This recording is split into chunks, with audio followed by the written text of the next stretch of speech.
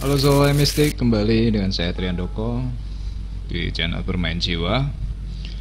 Di video kali ini, seperti biasa, saya akan mencoba menjawab beberapa pertanyaan yang masuk lewat kolom komentar.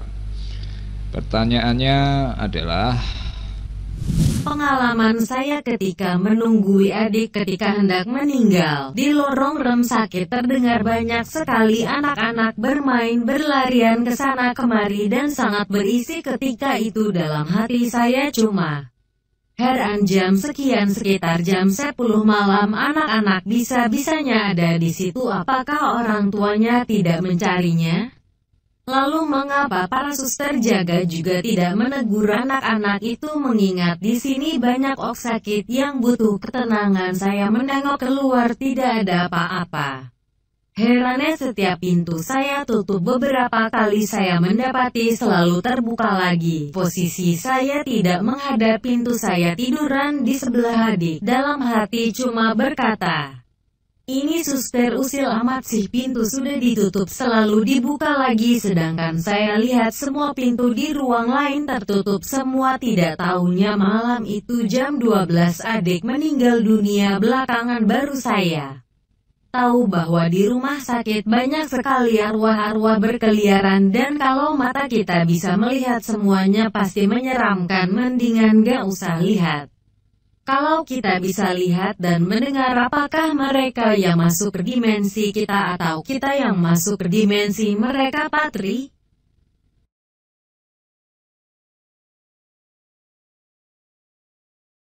oke, saya akan coba tanggapi. Jadi dimensi itu ada, semua berawal dari pikiran. Jadi ini yang orang sulit pahami, karena dimensi yang mereka pahami itu dalam batasan fisik, artinya ruang, lokasi, atau seperti yang kamu lihat di rumah sakit ada banyak arwah. Tapi bagaimana kamu bisa melihat arwah kalau kamu tidak memiliki pikiran? Jadi pikiranmu menciptakan dimensi mana yang ingin kamu lihat. Jadi permasalahannya adalah setiap orang pasti takut dengan kejadian ini. Artinya orang takut dengan apa yang diproduksi oleh pikirannya sendiri. Jadi saya ingin sampaikan, ini karena kamu belum tahu mekanisme pikiran itu bekerja seperti apa. Beberapa waktu yang lalu saya mendapat juga sharing dari teman yang melakukan meditasi mistik, yang semula ketakutan, kemudian dia mulai berpikir secara logika, mulai mengenal mekanisme pikirannya, lalu ketakutan itu menjadi semakin sedikit, semakin minimal, dan semakin terkontrol. Apa sih sebetulnya yang ingin dicapai dari ini semua? Jadi ketika kamu tahu mekanisme pikiran, bahwa kamu takut itu juga berawal dari pikiranmu sendiri, ketika kamu bisa mengontrol pikiran, ketakutanmu akan hilang. Nah, baru dari sana kamu tahu bahwa jangkauan pikiranmu itu bisa mencapai dimensi lain yang tidak hanya sekedar ketakutan. Kamu akan memahami mekanisme semesta ini dengan banyak dimensi tak terbatas, yang sebetulnya satu dengan yang lain saling berhubungan.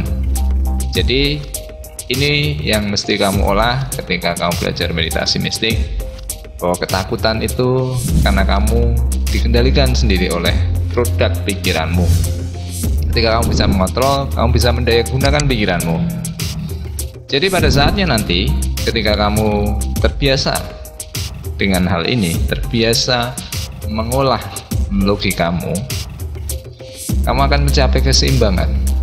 Jadi ketika kamu melihat sesuatu yang tidak bisa dilihat oleh panca inderamu, kamu menjangkau dimensi di luar batasan fisik, tapi kamu ketakutan. Nah, ketika logikamu mulai bekerja, artinya kamu menyeimbangkan antara kemampuan intuisimu menjangkau dimensi di luar batasan fisik, sekaligus kamu menyeimbangkan dengan logikamu. Jadi ini yang saya katakan, kamu punya kemampuan dua sisi, baik secara logika maupun intuisi. Oke ya, jadi pertanyaannya, siapa yang masuk dimensi? Ya kamu yang memutuskan. Ini yang saya ceritakan di video tentang dunia paralel. Ternyata kita hanya melihat semua di pikiran kita sendiri. Tapi setelah kita tahu mekanisme pikiran kita bisa mengakses banyak dimensi dengan kekuatan pikiran kita. Oke, sampai ketemu lagi di Q&A selanjutnya. Selamat bermeditasi, selamat bermain jiwa.